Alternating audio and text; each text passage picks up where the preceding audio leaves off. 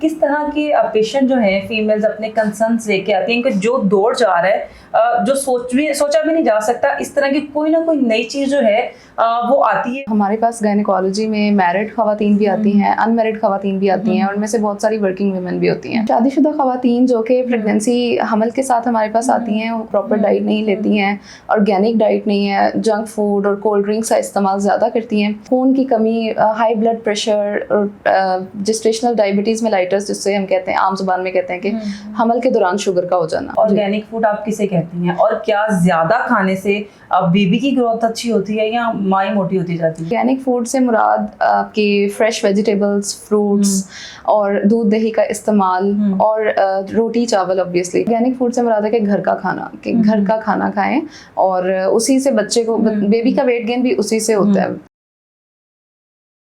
अस्सलाम वालेकुम, मैं हूं आपकी मेज़बान अरूज मलिक। आप देख रहे हैं टीवी टुडे। यकीनन आप सब खैरियत से होंगे व्यूअर्स। आज हम एक बहुत ही अहम मसले पे बात करने जा रहे हैं जो कि उसको ख़वातीन से रिलेट किया जाता है। हर घर में ख़वातीन मौजूद हैं और मेरा ये ख्याल है कि आजकल जो हमारी डाइट हम इंटेक करते हैं, ख़ासतौर पर अगर वर्किंग वुमेन की बात करें तो हर दूसरी खातून जो है वो गायनी के मसले में परेशान नज़र आती है।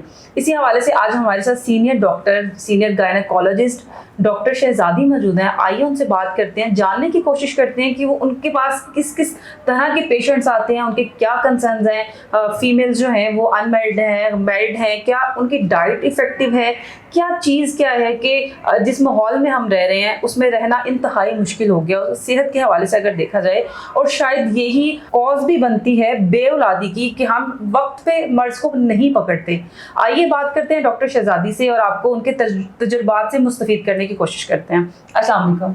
वालेकुम सलाम। कैसे हैं आप? जी अल्हम्दुलिल्लाह फाइन। एक ये बड़ा जो टॉपिक है गायनेकोलॉजिस्ट का, गायनी के हवाले से, इसमें बहुत सी ब्रांचेस आ जाती हैं जी। इसमें यूट्रस का मसला भी आ जाता है, गायनी के बहुत से मसला मसाइल होते हैं जी। तो किस तरह के पेशेंट जो हैं फीमेल्स अपने कंसर्न्स लेके आती हैं कि जो दौर जा रहा है, जो सोचा भी नहीं जा सकता, इस तरह की कोई ना कोई नई चीज़ जो है वो आती है और वो एकदम परेशान बंदा हो जाता है कि भाई ये भी था, इसका तो कभी पता ही नहीं था जी। तो क्या कंसर्न जी? बिल्कुल अरूज, ऐसा है कि हमारे पास गायनेकोलॉजी में मैरिड खवातीन भी आती हैं, अनमैरिड खवातीन भी आती हैं और उनमें से बहुत सारी वर्किंग वुमेन भी होती हैं। शादीशुदा खवातीन जो कि प्रेगनेंसी हमल के साथ हमारे पास आती हैं, उनको बहुत ज़्यादा डाइट क्योंकि अप्रोप्रिएट नहीं है, प्रॉपर डाइट नहीं लेती हैं, ऑर्गेनिक डाइट नहीं है, जंक फूड और कोल्ड ड्रिंक्स का इस्तेमाल ज़्यादा करती हैं, तो फिर उनमें खून की कमी की शिकायत होती है। खून की कमी, हाई ब्लड प्रेशर और जेस्टेशनल डायबिटीज़ मेलाइटस जिससे हम कहते हैं, आम जुबान में कहते हैं कि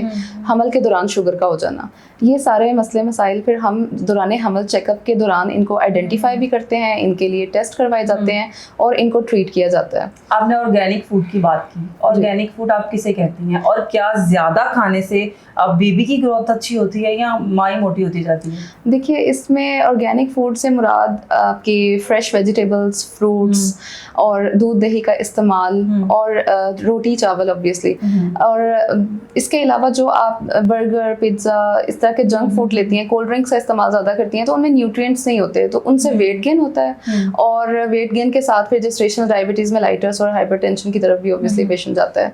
तो ऑर्गेनिक फूड से मुराद है कि घर का खाना, कि घर का खाना खाएं और उसी से बच्चे को, बेबी का वेट गेन भी उसी से होता है। मदर बहुत ज़्यादा इंटेक कर रही है क्योंकि अगर हम पाकिस्तान की बात करें तो थोड़ी टिपिकल सोच भी है कि माँ जितना ज़्यादा खाएगी बच्चे को उतना ही लगेगा, लेकिन बच्चे इतने से होते हैं और माँ इतनी हो जाती है। नहीं, ऐसा इसमें कोई है? जितना कार्बोहाइड्रेट्स आप ज़्यादा लेंगे, जैसे रोटी चावल का इस्तेमाल ज़्यादा करेंगे, वो मैटरनल वेट गेन ही होगा। क्योंकि हमल के जो फर्स्ट और सेकेंड ट्राइमेस्टर ज़्यादातर बेबी की फॉर्मेशन में होता है और थर्ड ट्राइमेस्टर में बेबी वेट गेन करता है। बेबी का वेट गेन ज़्यादा थर्ड ट्राइमेस्टर में होता है, लेकिन हमारे यहाँ कॉन्सेप्ट ये होता है कि जैसे ही प्रेगनेंसी होगी है तो बस इनकी डाइट बहुत ज़्यादा बढ़ा दी जाए, हालांकि पेशेंट से तो इतना खाया भी नहीं जाता फर्स्ट ट्राइमेस्टर में।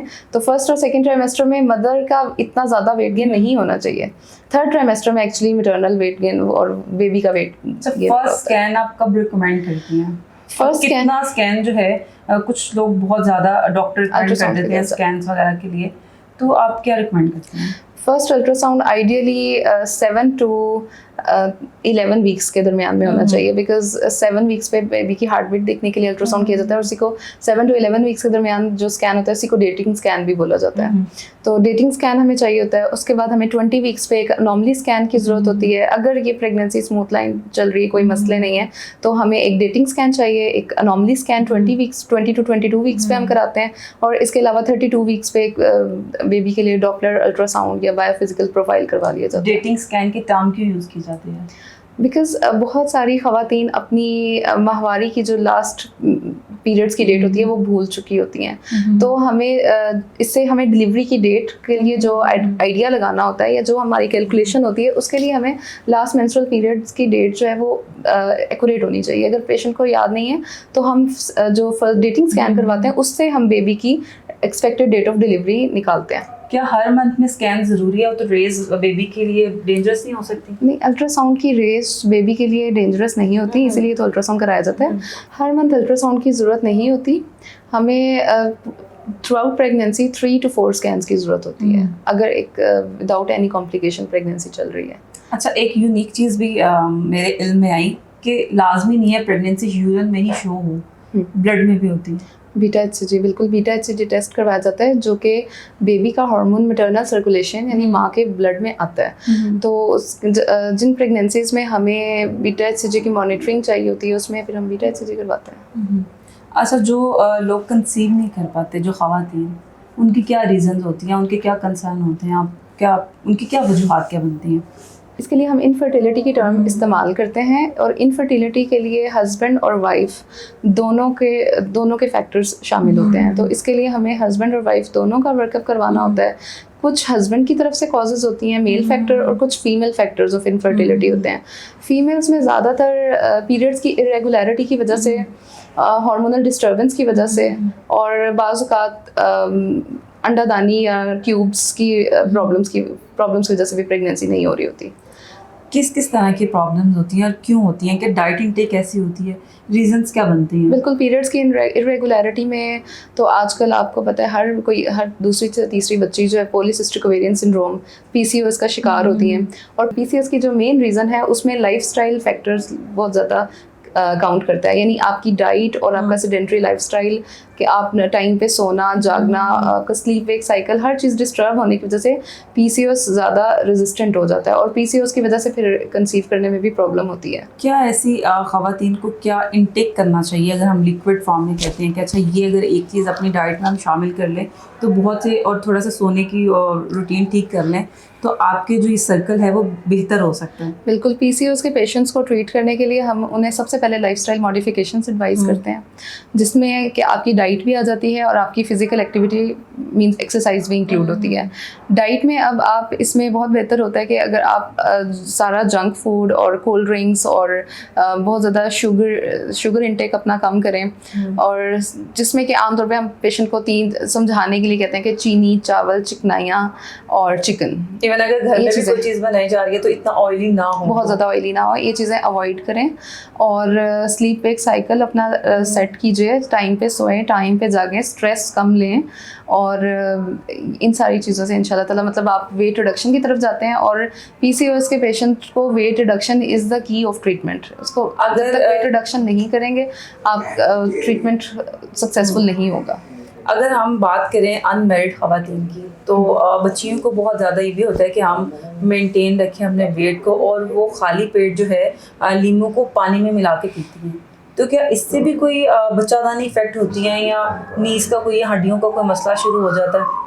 नहीं, लेमन वाटर बच्चादानी और इसके लिए डायरेक्टली कोई ऐसा हार्मफुल नहीं है, ये ले सकते हैं। और this is basically a source of vitamin C, तो ये लिया जा सकता है, इसका कोई रोल। और अगर अनमैरिड की बात करें तो उनके क्या कंसर्न्स होते हैं? अनमैरिड बच्चियाँ हमारे पास जो आजकल बहुत ज़्यादा आ रही हैं वेजाइनल डिस्चार्ज की कंप्लेंट के साथ, उनमें बहुत सारी वर्किंग गर्ल्स होती हैं। तो वेजाइनल डिस्चार्ज की वजह से उनको फिर बैक एक और पीरियड्स के प्रॉब्लम्स, पीरियड्स की ब्लीडिंग इरेगुलर हो जाती है, हैवी ब्लीडिंग भी हो सकती है, ये सारे प्रॉब्लम्स फेस करना पड़ते हैं। तो उसके लिए कुछ ट्रीटमेंट किया जाता है, like with the help of antibiotics, और कुछ वेजाइनल हाइजीन के लिए। वेजाइनल डिस्चार्ज की वजह क्या बनती है? कि बहुत कॉमन इशू हो चुका है। वेजाइनल डिस्चार्ज की वजह बेसिकली ये इन्फेक्शन है जो कि आपको टॉयलेट हाइजीन प्रॉपर ना होने की वजह से भी हो सकता है। लाइक बच्चियाँ स्कूल जाती हैं, कॉलेज जाती हैं या कोई जॉब करती हैं, तो वहाँ से because public toilet is the main reason, वो उसकी वहाँ से उनको वेजाइनल इन्फेक्शन हो सकती है। सो पीरियड्स के इरेगुलर होने की वजह से वेट गेन भी होता है? एक्चुअली पीरियड वेट गेन की वजह से पीरियड्स की इरेगुलरिटी होती है। हमारे यहाँ ये मिथ है कि पीरियड्स की इरेगुलरिटी की वजह से वेट गेन हो रहा है।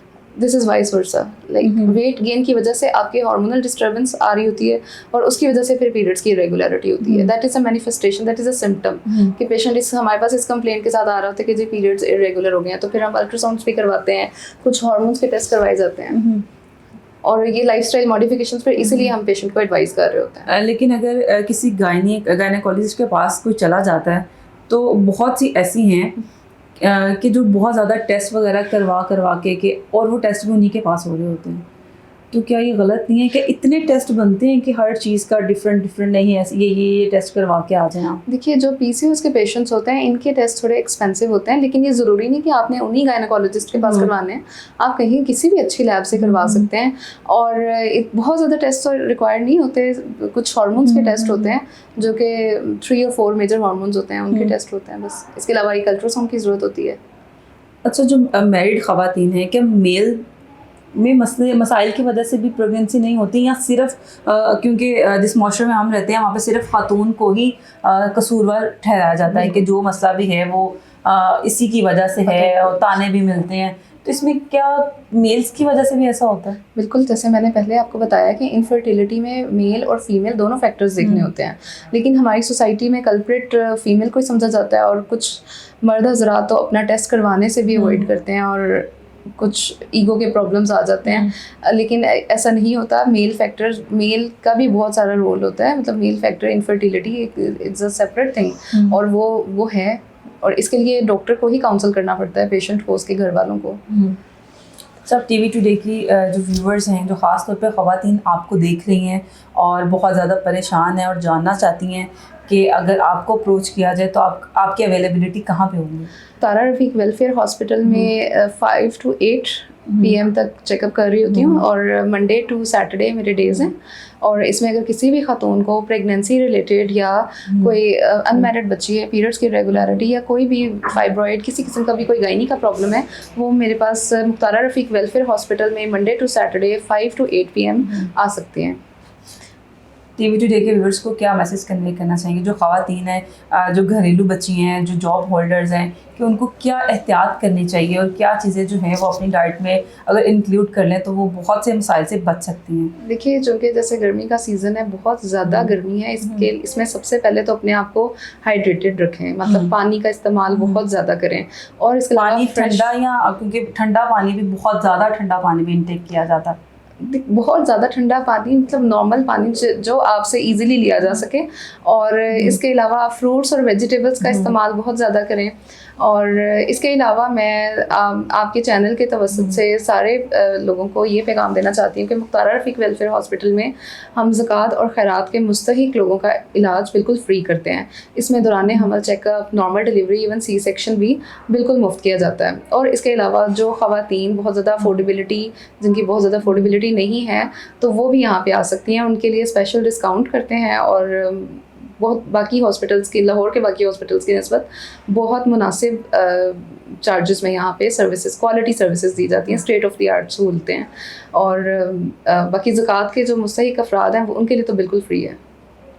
बहुत शुक्रिया जी। व्यूअर्स, यकीनन आपको आज का प्रोग्राम बहुत पसंद आया होगा और जो ख़वातीन हैं ख़ास तौर पे उनका बहुत ज़्यादा इंटरेस्ट होगा, क्योंकि वो जानना चाहती हैं कि जो अनमैरिड ख़वातीन हैं, हर बच्ची इस मसले का शिकार है। अब ये ढकी छुपी कोई बात नहीं है। जिस दौर में हम रहते हैं बहुत एडवांस हो चुका है। जब तक हम अपने कंसर्न्स खुल के बात नहीं करेंगे या अपनी मदर से या डॉक्टर से, तो हमें इन फ्यूचर जो है बहुत सारे मसाइल का सामना करना पड़ सकता है। इसके साथ ही अरूज मलिक को दीजिए इजाज़त। मिलते हैं अगले प्रोग्राम में। अल्लाह हाफिज़।